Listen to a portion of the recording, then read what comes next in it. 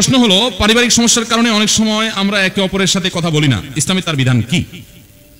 পারিবারিক সমস্যার কারণে অনেক সময় দেখা যায় যে একজন আরেকজনের সাথে কথা বলে না। ভাইয়ের সাথে ভাইয়ের হতে পারে, একসাথে থাকতে গেলে কোনো বিষয় নিয়ে মনোমালিন্য হয়েছে, কথা কাটাকাটি, কথা বন্ধ আছে। স্বামী স্ত্রীর মধ্যে এটা সবচেয়ে বেশি হয়, মান অভিমান করে মনোমালিন্য হলো, কথা বন্ধ আছে।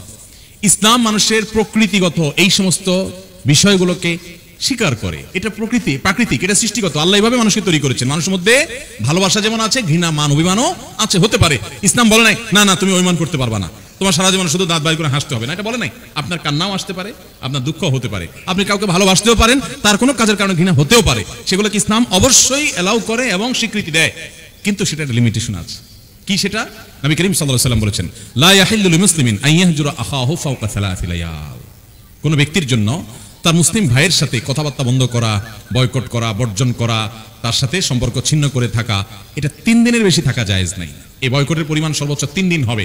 রাগ করে আছেন 3 দিন পর্যন্ত অ্যালাউড, 3 দিন পরে আপনাকে কথা বলতে হবে। একেবারে স্বাভাবিক হতে পারেন না, অন্তত সালামটা দেন, আস্তে আস্তে হন, কিন্তু হতে হবে।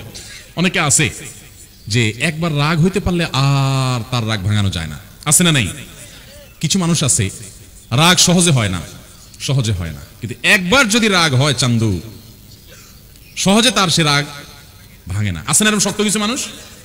খারাপ মানুষ। আরেক মানুষ আছে কথায় কথায় রাগ হয়, কথায় কথায় ভেঙে যায়, কথায় কথায় কাটতি, আবার কথায় কথায় দাঁত কেলায় হাসতেছে, আছে না নাই? এটাও সুবিধার মানুষ না। আরেকটা মানুষ আছে যারা কথায় কথায় রাগ করে, কিন্তু সহজে রাগ ভাঙে না। রাগ করেই তার কারোর সাথে বলে না, যে কারোর সাথে যখন তখন সম্পর্ক নষ্ট হয়ে যায়, আর সহজে সম্পর্ক জোড়াও লাগে না। এগুলো সবচেয়ে খারাপ মানুষ, যে কথায় কথায় রাগ করে কিন্তু রাগ সহজে ভাঙে।